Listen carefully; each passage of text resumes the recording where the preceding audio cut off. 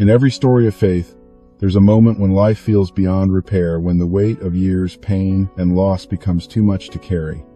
For Scott, that moment came about 6 months ago. A heart attack changed everything. His body weakened.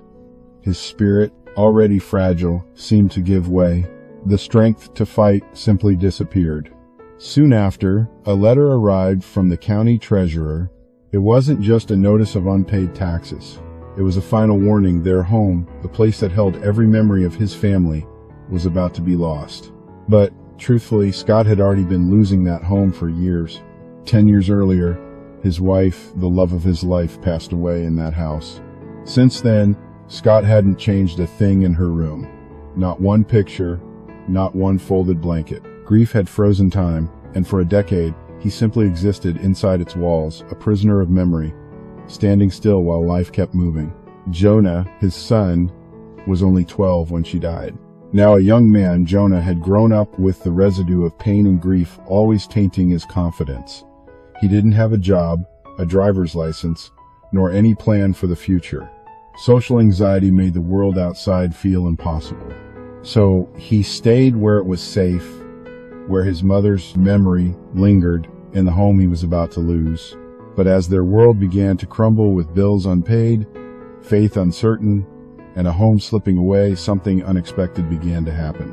Their church invited them to join 21 days of prayer. At first, it was just a commitment, a routine, but what started as a church practice soon became a turning point, a move of the Lord working quietly in their lives. This is the story of Jonah and Scott, a father and son, each carrying years of pain, stepping together into a season of prayer. Over 21 days, we watched faith awaken where loss had settled. We saw hearts softened, hope rekindled, and two lives slowly drawn back toward the God who still heals, still restores, and still writes new stories even after years of silence. This is more than a documentary about change. It's a journey of grace, prayer, and renewal. A witness to what happens when the Lord begins to make all things new. All right, Jonah, tell me a little bit about why you're such a huggy person. Like every time, practically everybody you greet gets a hug, and almost every goodbye is a hug. Well, I don't know. I guess I haven't put too much thought into this, but I'm very much a sentimental person, especially when you get to know me. You're very much a what person? A sentimental person. Okay. Like, especially when you get to know me. If we did it off strong with the bond, by the second time, I meet you, maybe even the first goodbye, I'll offer an hug, just because I believe in, that kind of,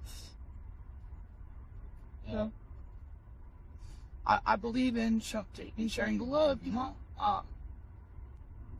and it's a simple way of showing somebody that short hair, even if you don't even know them. It's like, hey, I don't know you and I don't know your story, but we're present together, and Yeah. So most people wouldn't hug practically somebody who's practically a stranger. right. How come you do it?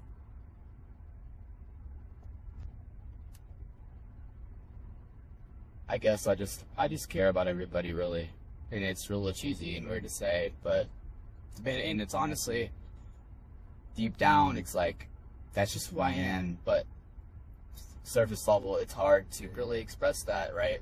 I like to express through gestures, like a hug, even if you're a stranger, and if, like I said, if we're already forming a bond through a simple conversation, and it's just a simple gesture to me. You know, I'm gonna say goodbye to you, and you're like a new friend of mine. Like, I'm gonna be like, bring it in. You know, I'm just gonna share the love. It's nothing too crazy. It's not like like I said, I never really thought about it before like that. But you're right. Like, not everybody is comfortable with that, and I completely understand. Well, you always ask people permission. You know, you don't just do it. Yeah, but at the same time, like, even I'm not always comfortable with that. But I always remember, like, I always, I guess, it's the love that I have for people, on a general level, is outweighed by, you know, awkwardness and you know, social awkwardness, because I'm a very socially awkward person, and it's kind of hard to, like, express who I am, you know, show that side of me. So if I see, you know, that is there, then, you know, that's how I could show it. You know, not everybody has that vibe to them, so if, like, I'm not going to, but it sounds weird, but the vibe's there. I'm gonna show the love, you know. Okay. And I have no problem with anybody that wasn't comfortable with it, because, like I said, I'm not most of the time, but I'm just, the love I have for people generally, like, it just kind of outweighs that, which is like, and it's a weird juxtaposition with me. All right. You know, the first time that we really sat down was last summer.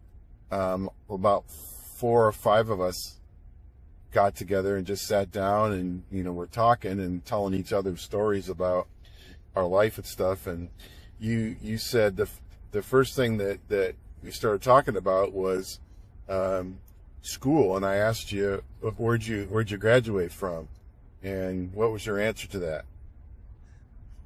I didn't graduate. You didn't graduate, so where'd you go to school at? Well, so I went to East High School in Waterloo, Iowa, for about 1 semester. So it was a single semester, for it was way too much for me. Way too much for me to handle. It's a little embarrassing to say, but, like, how fast paced it was, you know, constant handing out sheets of homework every day of every class. I'm just like, when I go home, I would never do it anyways. I would just sleep. Like, I get very drained quickly on my social battery. So that was a lot. So when I heard about Expo, Alternative Learning Center, and what it was, I was like, well, you know what? I wouldn't mind going there. Like, no homework, online classes, easy peasy. Okay. But the problem is I got very lazy, and I was in my childhood, you know, as a teenager, I had a lot of coping mechanisms for trauma, and I didn't really understand yet till now. And I didn't have my priorities set on my future. You know, I knew what I wanted to do with my future. I was just more set on just having fun and coping and with numbing the pain that I was experiencing every day.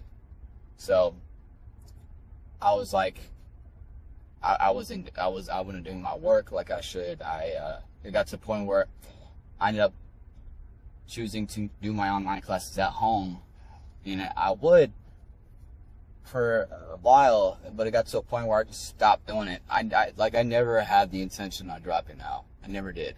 I always wanted to graduate. I promised my mom before she passed away that I'd be her only son that graduated high school, because she don't have a kid that's graduated high school. So that really upsets me. I've been really down on myself for letting that happen, because I didn't want it to happen. I just let it happen. But I have the intention. At least before I'm 30, let's see what know what happens on going back and finishing. Yeah, I gave my GED, but I heard of something where you can get like the actual diploma somehow. I forget exactly what it's called. But yeah. All right. So, did you have a social life with high school people, or did you not have a group of people you hung around? I did. I never really fit into any mold, and especially like in high school, but like anywhere, and even nowadays. And it was really difficult for me. So I found myself having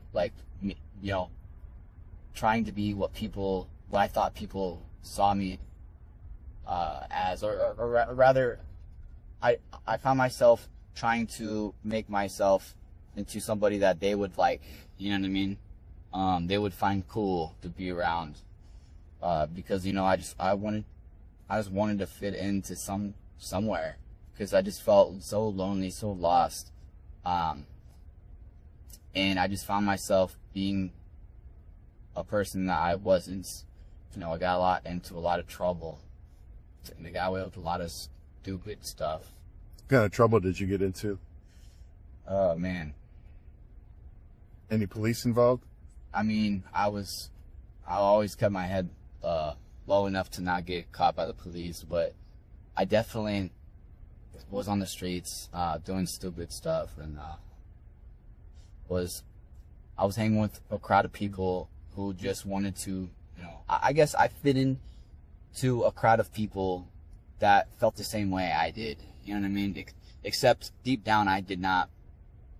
Deep down, I was not comfortable with saying that way. Deep down, I had something stirring in me to want to, break those habits. So it didn't last long with them, but basically we all wanted to feel numb from the world, the reality of our situations. So we did a lot of drugs, smoked a lot of weed, went out, we would rob cars,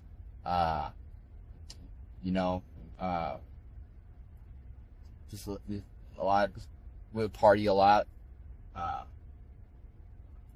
So it was a lot of shit that high schoolers would do, except we took it to the extreme, thinking we were little gangsters, but we weren't. But in our heads, it kept us from the reality of our situation.